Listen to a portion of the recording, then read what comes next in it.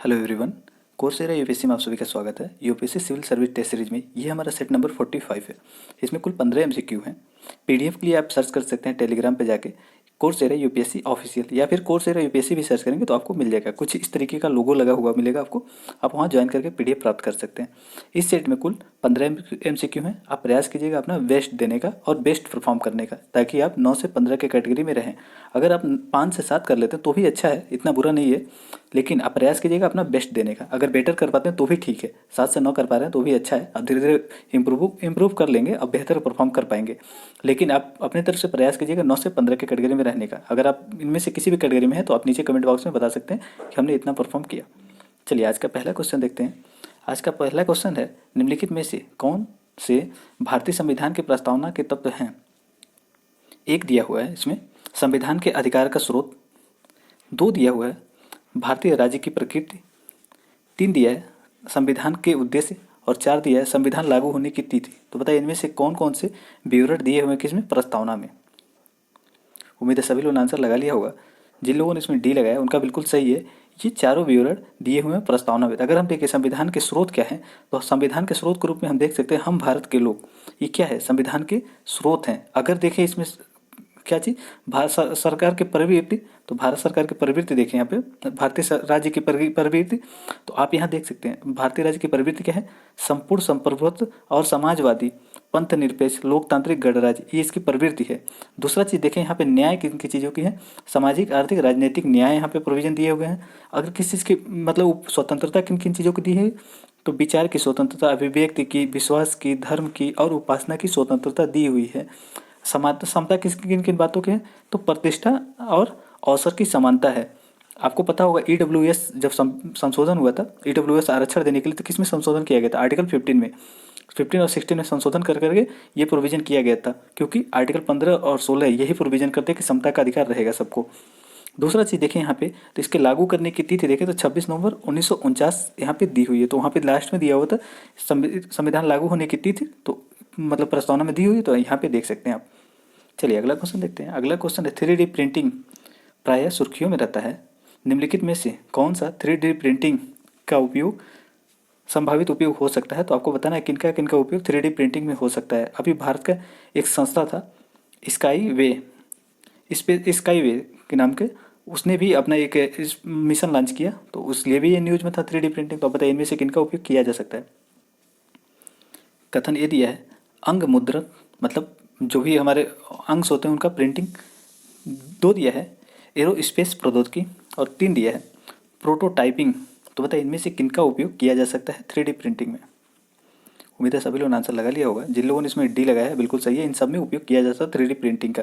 आप यहाँ पे देख सकते हैं अगर इंजीनियरिंग डिजाइन से संबंधित भी प्रिंटिंग किए जा सकते हैं। कोई भी अगर उपभोग, अभी आपको पता होगा मीट लैब में तैयार किया जा रहा था, यहाँ पे मतलब अगर सेल टेक्नोलॉजी का उपयोग करके हम मांस भी प्रोड्यूस कर सकते हैं, या फिर अन्य चीज़ें भी प्रोड्यूस कर सकते हैं 3D प्रिंटिंग के माध्यम से। मैन्युफैक्चरिंग, एजुकेशन से संबंधित चीज़ें प्रोड्यूस कर सकते हैं, एरोस्पेस से संबंधित, मेडिकल से संबंधित, या फिर मूवी थिएटर के लिए कोई बहुत बड़ा स्ट्रक्चर तैयार करना हो तो भी कर सकते हैं। और दूसरा चीज़ देखें तो आर्किटेक्चर भी कर सकते हैं यहाँ पे। दूसरा फैशन पे या फिर अन्य अदर क्षेत्र में भी इनका उपयोग किया जाता है 3D प्रिंटिंग का।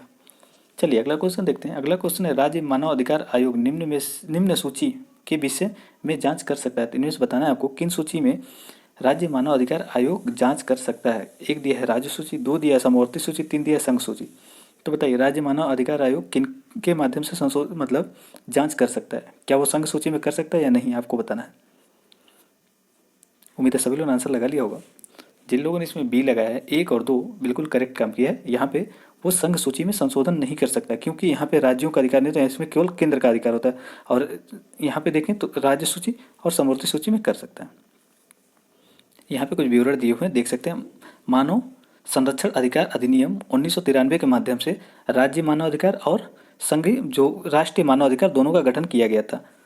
तो बस इतनी सी बातें याद रखिएगा। और राष्ट्रीय मानव अधिकार राज्यों की सूची में भी संशोधन मतलब जाके वहाँ पे जांच कर सकता है, लेकिन राज्य मानव अधिकार आयोग संघ सूची में जाकर के जांच नहीं कर पाएगा। चलिए अगला क्वेश्चन देखते हैं।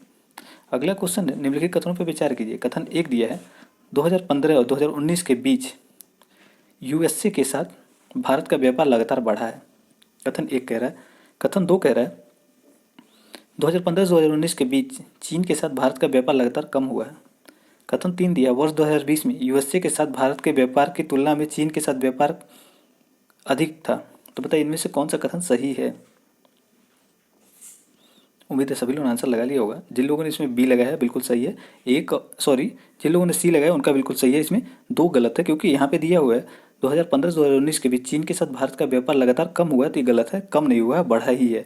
तो 3 गलत हो जाता है। अगर पहला कथन देखें इसमें यूएसए के साथ भारत का व्यापार लगातार बढ़ा है, तो ये बिल्कुल सही है। और तीसरा कथन देखें वर्ष 2020 में यूएसए के साथ भारत के व्यापार की तुलना में चीन के साथ व्यापार अधिक था, तो ये भी सही है।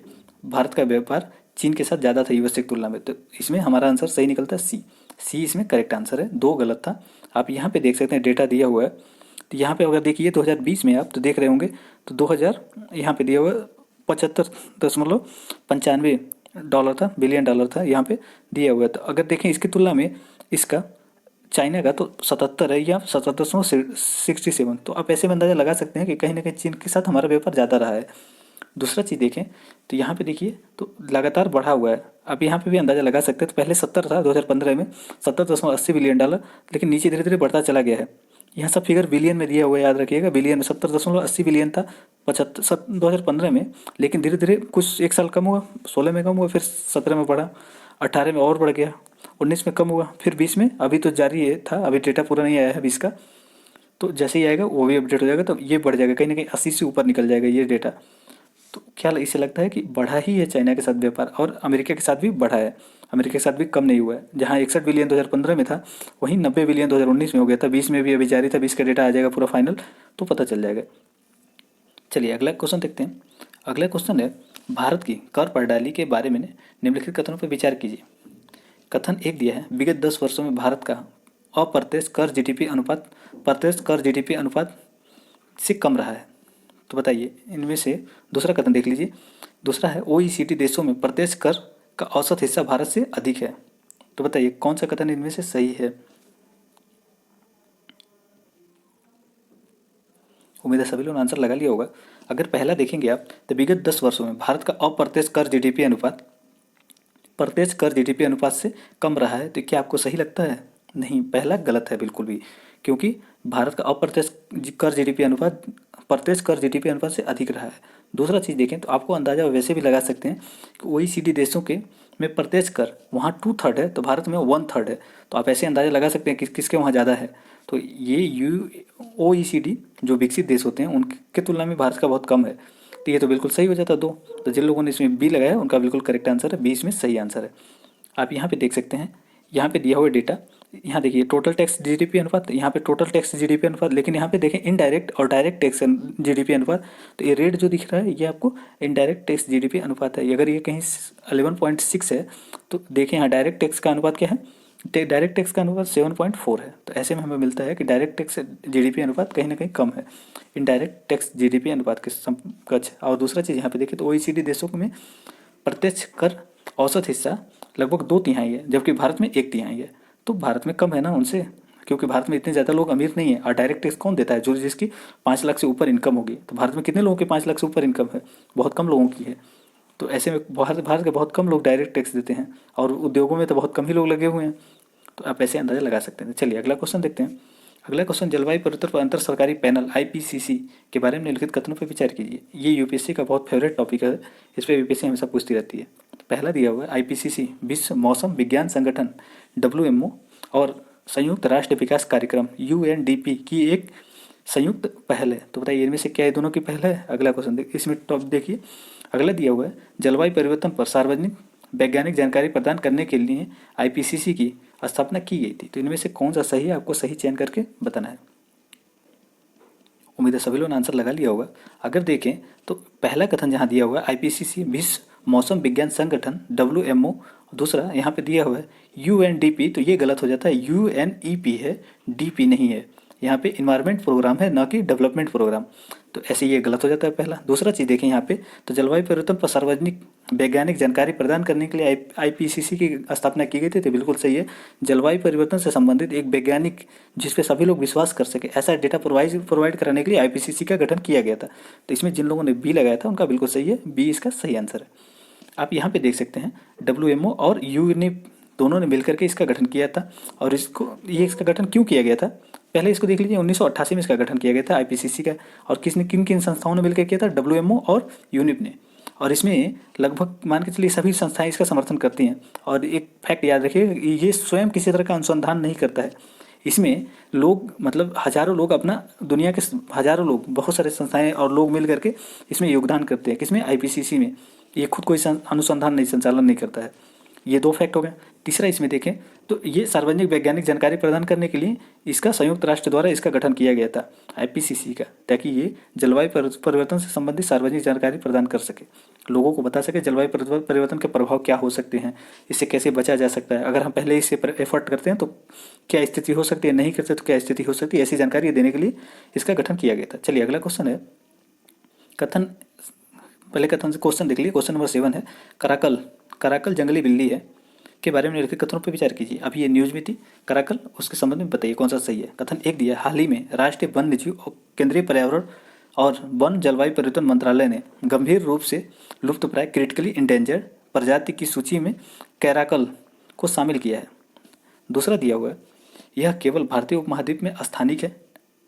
तीसरा दिया हुआ है, सिंधु घाटी सभ्यता के जीवाश्म में से कराकल के साक्ष्य प्राप्त हुए हैं। तो बताइए कौन सा कथन इनमें से सही है।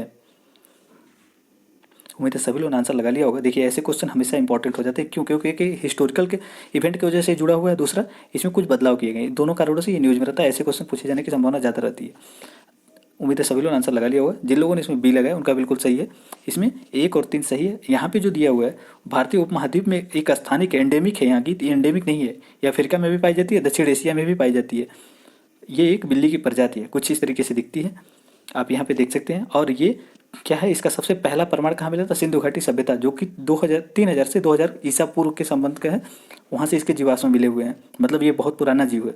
दूसरा चीज़ देखें तो भारत के अलावा ये कैराकल अफ्रीका, मध्य पूर्व में पाए जाते हैं, मतलब मिडिल ईस्ट में, और दक्षिण पूर्व एशिया में भी पाए जाते हैं। इसके साथ साथ अफ्रीका में इनकी सबसे अधिक संख्या है, ये बात याद रखिएगा, मौजूद है। और दक्षिण मतलब एशिया में इनकी संख्या लगातार घट रही है। तो ये कुछ फैक्ट थे, और इसका क्रिटिकल इंडेंजर IUCN स्टेटस है। चलिए अगला क्वेश्चन देखते हैं। अगला क्वेश्चन है, UNFCCC के बारे में निम्नलिखित कथनों पर विचार कीजिए। कथन 1 दिया है, UNFCCC को 1992 में रियो पृथ्वी सम्मेलन में अपनाया गया था। कथन 2 दिया हुआ है, UNFCCC ने पृथ्वी के वातावरण में ग्रीन हाउस गैसों की सांद्रता को स्थिर करने के लिए कार्रवाई के लिए एक रूपरेखा प्रदान की है। कथन 3 दिया है, यह प्रत्येक देश के लिए ग्रीन हाउस गैस उत्सर्जन पर गैर बाध्यकारी सीमा निर्धारित करता है। यहाँ देखिए गैर बाध्यकारी। चौथा दिया हुआ है, संयुक्त राष्ट्र के लगभग सभी सदस्य राज्यों ने इस सम्मेलन की पुष्टि की है, मतलब UNFCCC की। तो बताइए इनमें से कौन सा कथन सही है। उम्मीद है सभी लोगों ने आंसर लगा लिया होगा। जिन लोगों ने इसमें लगाया है ए, उनका बिल्कुल सही है। 1, 2, 3, 4 सभी सही हैं। 1992 में रियो सम्मेलन में इसकी स्थापना की गई थी। और ये क्या करता है, ग्रीन हाउस गैस की सांद्रता को स्थिर करने के लिए कार्रवाई करता है कि ग्रीन हाउस गैस की जो भी इमिशन हो रहा है उसको रोका जाए, कम किया जाए, इसके लिए काम करता है। और ये गैर बाध्यकारी सीमा निर्धारित करता है, बाध्यकारी नहीं, किसी तरह का इन्फोर्स करके नहीं करता है, ये बस सबको सजेशन देता है कि कम कीजिए आप लोग, एक तरह का सुझाव देता है, न कि बाध्य करता है। दूसरा चीज़ देखें तो यहाँ पे जो 4 कथन दिया हुआ, संयुक्त राष्ट्र के लगभग सभी सदस्य देश इस सम्मेलन की पुष्टि करते हैं, तो ये भी बिल्कुल सही है। यहाँ पे जिन लोगों ने ये लगाया था उनका बिल्कुल सही है। अब दूसरा चीज़ देखें तो यहाँ पे कुछ फैक्ट है, देख सकते हैं आप, जैसे कि 197 देश इसकी पुष्टि कर चुके हैं। अब कब तक, 2020 तक कर चुके हैं। 1994 में ये लागू हो गया था। तो ये कोई फैक्ट नहीं है, बस आप थोड़ा सा समझ लेंगे तो अच्छा रहेगा। अगर कहीं आपको बाध्यकारी सीमा निर्धारित करता है ये दे दे, तो ये चीज़ें आप गलत कर दिएगा, बाध्यकारी नहीं है, गैर बाध्यकारी है। इसके लिए कोई परिवर्तन तंत्र नहीं है, मतलब कोई इन्फोर्स कराने वाली संस्था नहीं है कि इसके जो भी निर्णय हैं उसको इन्फोर्स कराया जाए। ये बस एक तरह का लोगों पे मोरल इम्पैक्ट डालता है कि लोग मतलब नैतिक रूप से अपना एफर्ट लगाएं और एमिशन को कम करें अपने स्तर पे। तो इसलिए काम करता है। 2 चीज़ें हमने समझ लिया कि इसकी प्रवर्तन कोई संस्थान नहीं, अगर कहीं दे दे तो इसके प्रवर्तन संस्थान किसी को भी दे दे, UNFCCC को दे दे या फिर कोई और संस्था दे दे, यूनिफ को दे दे, तो आप उसको कैंसिल कर दीजिएगा। वहाँ पे ये इसको प्रवर्तन कोई संस्था शामिल नहीं है और एक गैर बाध्यकारी है। चलिए अगला क्वेश्चन देखते हैं। अगला क्वेश्चन है, निम्नलिखित में से कौन सा कथन राजकोषीय समेकन का सर्वश्रेष्ठ वर्णन करता है। यहाँ देखिए, अब सर्वश्रेष्ठ वर्णन हमेशा यूपीएससी पूछती है, सर्वश्रेष्ठ वर्णन कौन सा करता है, तो इसमें सभी उससे संबंधित रहेंगे, लेकिन सबसे बढ़िया कौन वर्णन करता है उसको आपको चयन करना रहता है। कथन ये दिया है, गैर निष्पादित परिसंपत्ति से ऋण की वसूली के लिए अनुसूचित बैंकों की कार्य योजना। दूसरा दिया हुआ बी, अनुसूचित बैंकों के ऋण संवितरण तंत्र में सुधार के लिए सरकार के एजेंडे को। सी दिया है, घाटे को पूरा करने के लिए सार्वजनिक क्षेत्र के उद्यमों का विनिवेश करने के लिए सरकार की रणनीति को। डी दिया हुआ है, सरकार द्वारा अपने घाटे और ऋण में कमी करने हेतु नीतियाँ। तो बताइए इनमें से कौन सा कथन सही है जो राजकोषीय समेकन का सही वर्णन करता है।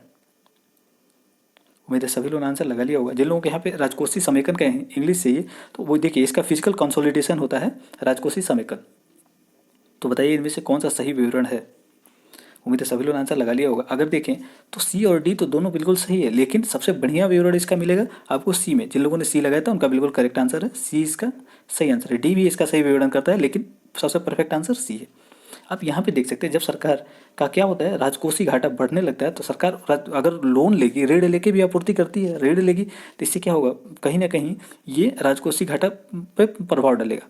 इसकी वजह से अब सरकार इसके लिए क्या करती है, अपने जो भी यहाँ पे पीएसयूज हैं उनको सेल करती है। अब इससे क्या होगा कि ऋण में कमी आएगा तो ऋण तो देना नहीं पड़ेगा, फिर से उनको घाटे कम हो जाएंगे। मतलब इसको सीधा सा भाषा में समझिए, अगर आपको 100 रुपया खर्चा करना है, 100 रुपया अगर आपको खर्चा करना है मान लीजिए, तो 100 रुपया आपको खर्चा करना है, आपके पास केवल 80 रुपये ही मिले रेवेन्यू के रूप में, तो आप 20 रुपये क्या करेंगे, उधार लेंगे। अगर आप उधार लेंगे तो आपको ये चुकाना भी पड़ेगा। लेकिन आपके पास कोई गाड़ी है, अगर उसको बेच देते हैं, गाड़ी मतलब घड़ी ले लीजिए, घड़ी है उसको आप 20 रुपये में बेच देते हैं, तो आपको क्या करना पड़ेगा, कहीं ऋण तो चुकाना नहीं पड़ेगा ना। तो ऐसे में क्या होगा, आपके पर किसी तरह का कोई लाइबिलिटी नहीं आएगी और आप 100 रुपये अपना कवर कर लेंगे। तो गवर्नमेंट ऐसे ही कुछ करती है फिजिकल कंसोलिडेशन के माध्यम से, और सरकार अपने जो भी पीएसयूज उनको बेचती है इसके माध्यम से। आप लोगों ने बजट में भी देखा होगा, टारगेट रखा गया है डिस इन्वेस्टमेंट के लिए, तो बस उसी से संबंधित है। इसमें सरकार क्या करती है, राजकोषीय स्वास्थ्य को सुधारने के लिए, मतलब जैसे कि टैक्स क्या बोलते हैं, सॉरी, यहाँ पे फिजिकल डेफिसिट और जो भी है हमारा रेवेन्यू या फिर जीडीपी रेशियो, उसके अकॉर्डिंग मेंटेन करने के लिए। आप लोगों ने एफआरबीएम एक्ट का नाम सुना होगा, एफआरबीएम एक्ट में भी ये प्रोविजन किए गए हैं। बस उन्हीं को और स्वस्थ करने के लिए सरकार इसका उपयोग करती है, राजकोषीय घाटे को कम प्रदर्शित करती है इससे, कि राजकोषीय घाटा हमारा कम है क्योंकि हमने रेवेन्यू के रूप में ले लिया था, कैपिटल रेवेन्यू के रूप में इस तरह से सरकार वसूलती है। तो उम्मीद आपको समझ में आया होगा। रेवेन्यू दो प्रकार का होता है, एक कैपिटल होता है और दूसरा क्या होता है, आप इसको रिवाइज कर लीजिएगा थोड़ा सा तो अच्छा रहेगा। चलिए अगला क्वेश्चन देखिए, क्योंकि यहाँ पे रिवाइज करना ज़्यादा टाइम लग जाएगा। चलिए अगला क्वेश्चन है, निम्नलिखित कथनों पर विचार कीजिए। कथन एक दिया है, मुद्रा के अधिक मुद्रण से हमेशा मुद्रास्फीति उत्पन्न होती है। कथन दो दिया है, साक्ष्य से ज्ञात हुआ है कि भारत में उच्च जीडीपी वृद्धि के कारण ऋण जीडीपी अनुपात में कमी हुई है। तो बताइए इनमें से कौन सा कथन सही है। उम्मीद है सभी लोगों ने आंसर लगा लिया होगा। जिन लोगों को यहाँ पे कन्फ्यूजन हो रहा होगा, मुद्रा के अधिक मुद्रण, यहाँ प्रिंटिंग की बात कर रहा है। अगर प्रिंट कर दिया है आरबीआई, मुद्रा का अधिक प्रिंटिंग करवा दे तो किसे क्या होगा, मुद्रास्फीति बढ़ जाएगा या क्या होगा, उस पर क्या प्रभाव पड़ेगा। तो इसी संबंधित दिया हुआ था। उम्मीद है सभी लोगों ने आंसर लगा लिया होगा। जिन लोगों ने इसमें बी लगाया उनका बिल्कुल सही है। अगर देखिए गवर्नमेंट अगर प्रिंटिंग के लिए कोई आदेश देगी या फिर आरबीआई प्रिंटिंग करवाएगी तो इसके अकॉर्डिंग कोई पहले से प्री प्लान्ड भी तो रखेगी कि अगर हम मुद्रा प्रिंटिंग करवाते हैं तो लोगों के पास पैसे पहुंचेंगे, फिर मार्केट में डिमांड बढ़ेगा, तो उसके हिसाब से उद्योगों से मतलब मैन्युफैक्चरिंग करवाने के लिए भी तो पहले उनको प्रोसीजर कर देगी कि आप मतलब अपना मैन्युफैक्चरिंग कीजिए, फिर इनके पास पैसे आएंगे तो दोनों संतुलन बना रहेगा। कोई जरूरी नहीं है हमेशा इन्फ्लेशन बढ़े ही, इन्फ्लेशन बढ़ने की हमेशा ये जरूरी नहीं है, हमेशा इससे लाभ भी होता है। जैसे कि गवर्नमेंट अपना यहाँ पे प्रिंटिंग कर देगी मुद्रा, लोगों के पास पैसे ज़्यादा आ जाएंगे, तो ऐसे क्या होगा, जब उद्योग अपना मैन्युफैक्चरिंग बढ़ा देंगे तो लोगों को रोजगार भी तो मिलने लगेगा, तो लोगों को लाभ भी होता है इससे। कोई जरूरी नहीं कि हमेशा इन्फ्लेशन का ही लोग झेलें, यहाँ पे लोगों को लाभ भी हो जाता है। तो ये चीज़ गलत हो जाता है, यहाँ पे दिया हमेशा उत्पन्न होता है, तो ये गलत है। दूसरा चीज़ देखें तो साक्ष्यों से ज्ञात हुआ है कि उच्च जीडीपी वृद्धि से ऋण जीडीपी अनुपात में कमी हुई है, तो ये बात बिल्कुल सही है। बहुत सारे ऐसे इसमें आप फार्मूले में भी देख सकते हैं, डेप्ट टू जीडीपी रेशियो। तो देखिए अगर मान लीजिए आप डेप्ट 50 रुपये ले रहे हैं, आपका जीडीपी रेशियो 5 चल रहा है, तो आपका कितना होगा अनुपात, 10 हो गया ना। तो इसी तरीके से अगर जीडीपी जितना बढ़ता चला जाएगा, अगर 10 हो जाता है, यहीं 10 हो जाता है, जीडीपी आपका 10% चल रहा है, आप 100 रुपये आपने लोन ले रखा है, तो कितना हो जाएगा, अगर 50 रुपये लोन लेकर रखा है तो 5 हो जाएगा अनुपात। तो जितनी ज़्यादा जीडीपी बढ़ेगी तो ये अनुपात भी तो घट जाएगा। तो यही बात यहाँ पे बता रहा था। पहले दूसरा कथन जो था कह रहा था कि जैसे जैसे जीडीपी ग्रोथ बढ़ती चली जाती है तो डेप्ट टू जीडीपी रेशियो है ये घटता चला जाता है। तो बिल्कुल सही हो जाता है ये चीज़। ये क्यों न्यूज़ में था, न्यूज़ में इसलिए था कि आईएमएफ ने 17 पॉइंट मतलब ये जीडीपी डेप्ट टू जीडीपी रेशियो बढ़ने की आशंका जताई है, और ये माना है कि अब 70% तक पहुंच सकता है भारत का ऋण जीडीपी अनुपात। ये क्यों बढ़ सकता है? क्योंकि अभी इस समय लॉकडाउन की वजह से रेवेन्यू बहुत कम हो गया था, गवर्नमेंट बाहर से ऋण लेगी, तो इस वजह से ये बढ़ जाएगा। तो बस ये फैक्ट था, आप याद रखिएगा। अगर क्वेश्चन में दे डेब्ट टू जीडीपी रेशियो, तो आप इस फॉर्मूले का उपयोग करके आंसर आसानी से सॉल्व कर सकते हैं। चलिए अगला क्वेश्चन है। अगला क्वेश्चन कह रहा है निम्नलिखित में से कौन अम्लीय वर्षा का कारण बन सकता है? एक दिया है ओजोन, दो दिया है अमोनिया, तीन दिया है सल्फर डाइऑक्साइड, चार दिया है कार्बन मोनोऑक्साइड। तो बताइए इनमें से कौन सा एसिड रेन के कारण बन सकते हैं? उम्मीद है सभी लोगों ने आंसर लगा लिया होगा। जिन लोगों ने इसमें सी लगाया बिल्कुल करेक्ट है, सल्फर डाइऑक्साइड। अगर यहाँ पे हो जाए नाइट्रोजन ऑक्साइड तो वो भी बिल्कुल सही है। नाइट्रोजन ऑक्साइड और सल्फर डाइऑक्साइड दोनों को जैसे एसिड रेन होता है, तो आप यहाँ पे देख के समझ सकते हैं। यहाँ पे देखिए SO2 और NO2 ये दोनों एसिड रेन के लिए जिम्मेदार हैं। अगर जितने ज़्यादा यहाँ पे एमिशन होगा इनका, उतना ही ज़्यादा एसिड रेन होगा। एसिड रेन की वजह से आप लोगों को पता होगा कि जो ताजमहल है उसका कलर बदरंग हो गया था, तो इसीलिए वहाँ पे रिफाइनरी हटा दी गई थी, मथुरा से रिफाइनरी हटा दी गई थी। उसके आसपास से उन खतरनाक उद्योगों को भी हटा दिया गया था। चलिए अगला क्वेश्चन है। दिल्ली के अलावा किस संघ शासित प्रदेश में विधानसभा और अपनी सरकार है? ए दिया है चंडीगढ़, बी दिया अंडमान निकोबार, सी दिया पुडुचेरी और डी दिया लक्षद्वीप। तो बताइए इनमें से किसके वहाँ अपनी स्वयं की सरकार और विधानसभा भी है? उम्मीद है सभी लोगों ने आंसर लगा लिया होगा। जिन लोगों ने पुडुचेरी लगाया बिल्कुल सही है। अभी देखिए पुडुचेरी में पॉलिटिकल क्राइसिस चल रहा था, तो इसके लिए न्यूज में था। तो चलिए यहाँ आप समझ लीजिए कि दोनों के पास क्या है, अपनी विधानसभा और कार्यपालिका भी है, और वहाँ मंत्रिपरिषद भी स्वयं की है। ये दोनों प्रोविजन है। लेकिन अगर देखें इनका कब स्थापना हुआ था, तो पुडुचेरी का कब हुआ था? संघ राज्य क्षेत्र शासन अधिनियम 1963 के माध्यम से यहाँ पुडुचेरी में विधानमंडल और मंत्रिपरिषद का प्रावधान किया गया था। दूसरा देखेगा दिल्ली में, तो दिल्ली में विधानसभा और सरकार का संबंध 69वें संविधान संशोधन अधिनियम 1991 में जोड़ा गया था, और इसमें प्रावधान किया गया था अनुच्छेद 239 क डबल क और 39 क ख से संबंधित है। आपसे ये पूछा जा सकता है दिल्ली से संबंधित कौन कौन सा प्रोविजन, कौन सा अनुच्छेद है, तो यह याद रखिएगा। अगर यूपीपीसीएस या अन्य एग्जाम देते हैं जैसे CGL वगैरह का, तो वहाँ पे आपसे इसे पूछा जा सकता है। अनुच्छेद 39 क डबल क और 39 क ख ये किससे संबंधित है? तो ये दिल्ली से संबंधित है। किससे, और दिल्ली में किससे संबंधित है? आप याद रखिए दिल्ली में विधानमंडल और सरकार से संबंधित ये प्रोविजन है। और कौन से संविधान संशोधन के माध्यम से किया गया था? तो 69वें संविधान संशोधन के माध्यम से। चलिए अगला क्वेश्चन है। दल बदल के आधार पर संसद और विधानमंडल के सदस्यों की अयोग्यता के संबंध में निम्नलिखित में से कौन सा कथन सही नहीं है? आपको इसमें से कौन सा सही नहीं है आपको ये बताना है। एक दिया है, मतलब क दिया है, ये उपबंध भारत के संविधान की 10वीं अनुसूची में किए गए हैं। कथन दो दिया है, बी दल बदल के आधार पर किसी सदस्य को अयोग्य किया जा सकता है। सी दिया है, दल बदल के आधार पर अयोग्यता विलय के मामले में लागू नहीं होता है। डी दिया है, दल बदल के आधार पर अयोग्य से संबंधित सभी प्रश्न भारत के निर्वाचन आयोग को निर्दिष्ट किए जाते हैं। तो बताइए इनमें से कौन सा कथन सही है? यहाँ निर्दिष्ट का मतलब निर्णय निर्वाचन आयोग लेगा, इसका संबंध इससे हो गया। तो आप बताइए कौन सा सही है? उम्मीद है सभी लोगों ने आंसर लगा लिया होगा। जिन लोगों ने इसमें डी लगाया, डी इसमें करेक्ट नहीं है, क्योंकि विधानसभा में या फिर लोकसभा में सभापति इसका निर्णय लेते हैं, ना कि निर्वाचन आयोग। तो इसलिए डी इसका गलत है। बाकी सारी बातें यहाँ पे सही हैं। आप यहाँ पे कुछ ब्यूरो देख सकते हैं। आपसे पूछा जा सकता है कि एंटी डिफेक्शन लॉ कब लाया गया था? तो 1985 में 52 अमेंडमेंट के माध्यम से लाया गया था। इसमें राजीव गांधी गवर्नमेंट चल रही थी, तो इसे समझ सकते हैं। राजीव गांधी गवर्नमेंट को इसलिए लाया गया था कि यूँ लाए थे क्योंकि उनको लग रहा था कि सरकार गिर सकती है, उनके जो प्रतिनिधि हैं उनका साथ छोड़ सकते हैं उन्हें, इसीलिए उन्होंने ये अमेंडमेंट ला दिया ताकि वो लोग हट ही ना पाएँ। तो आप याद रखिएगा, इस कहानी से आसानी से याद हो जाएगा आपको कि राजीव गांधी कब थे? तो 1985 में, और ये 52 अमेंडमेंट के माध्यम से आया था। अब किस आधार पर किसी व्यक्ति को अयोग्य घोषित किया जा सकता है? तो देखिए, अगर यदि एक निर्वाचित सदस्य स्वेच्छा से किसी राजनीतिक दल की सदस्यता को छोड़ देता है तो वो क्या हो जाएगा? अयोग्य घोषित हो जाएगा। दूसरा चीज़, अगर कहीं दे कथन में, यदि कोई निर्दलीय सदस्य किसी राजनीतिक दल में शामिल हो जाता है तो भी हो जाएगा वो अयोग्य। दूसरा चीज़ देखें, यदि किसी सदस्य द्वारा सदन में पार्टी के पक्ष में विपरीत वोट दिया था, अगर व्हिप जारी कर दिया गया, फिर भी वो दूसरे को, मतलब पार्टी कह रही है किस ए को वोट देने के लिए, वो बी को वोट देता है तो भी अयोग्य हो जाएगा। तो आप लोगों को पता होगा व्हिप के बारे में, तो वहाँ से भी आप इसको समझ सकते थे। अगर कोई पार्टी ने व्हिप जारी कर दिया, अगर सदस्य बी को वोट दे रहा है जबकि पार्टी कह रही है ए को देने के लिए, तो वो बी को वोट देने के बाद उससे दल अयोग्य घोषित हो जाएगा। चलिए अगला को इसमें है विकल्प 6 महीने की समाप्ति के बाद यदि कोई मनोनीत सदस्य, अब यहाँ मनोनीत और यहाँ पे निर्दलीय दोनों में अंतर समझ लीजिएगा। अगर निर्दलीय व्यक्ति है, किसी राजनीतिक पार्टी में शामिल हो जाता है तो वो अयोग्य घोषित हो जाएगा। यहाँ पे अगर किसी को मनोनीत किया गया है और वो 6 महीने के बाद, 6 महीने समाप्त होने के बाद किसी राजनीतिक दल में शामिल हो जाता है तो वो अयोग्य हो जाएगा। तो इन कुछ प्रोविजन का 5 प्रोविजन है, 5 प्रोविजन है, इनको याद रखिएगा। इनके आधार पर सेंटेंस बनाया जा सकता है। चलिए अगला क्वेश्चन है, ग्राम सभा क्या है? आपको ये बताना है ग्राम सभा क्या है।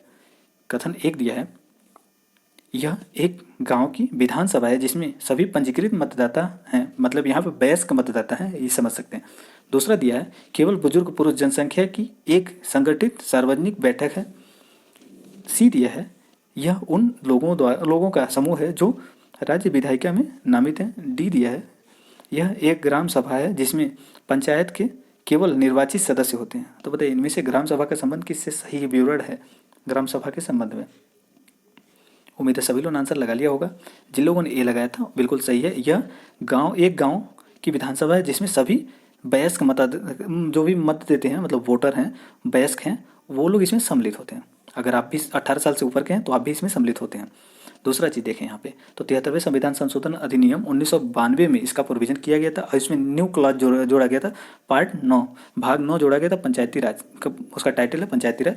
उसमें ये प्रावधान किए गए थे। तो अगर इससे संबंधित प्रोविजन कौन कौन से अनुच्छेद में दिया गया है, तो आर्टिकल 243 से लेके 243 ओ तक दिए गए। अभी बिहार पीसीएस में जल्दी इससे संबंधित क्वेश्चन पूछा गया था। उसमें पूछा गया था कि पंचायती राज से संबंधित प्रोविजन किस में दिए गए, इसी तरह का कोई क्वेश्चन था। उसका अनुच्छेद था, उसका सही आंसर था अनुच्छेद 243 ओ, उसका सही आंसर था। परफेक्ट आंसर उसका 243 ओ था, लेकिन सभी लोगों का गलत, ज़्यादातर लोगों ने गलत किया था। तो अब ये बातें याद रखिएगा। इसमें कितने विषय दिए गए हैं, तो 29 विषय हैं और इससे ज़्यादा कोई विवरण तो जरूरत नहीं है। चलिए अगर ज़्यादा जरूरत तो लक्ष्मीकांत खोल के आप देख सकते हैं। चलिए अगला क्वेश्चन है, भारत में निर्वाचन के संदर्भ में वीवीपैट का सही पूरा शब्द रूप निम्नलिखित में से कौन सा है? इसका फुल फॉर्म आपको बताना है वीवीपैट के बारे में।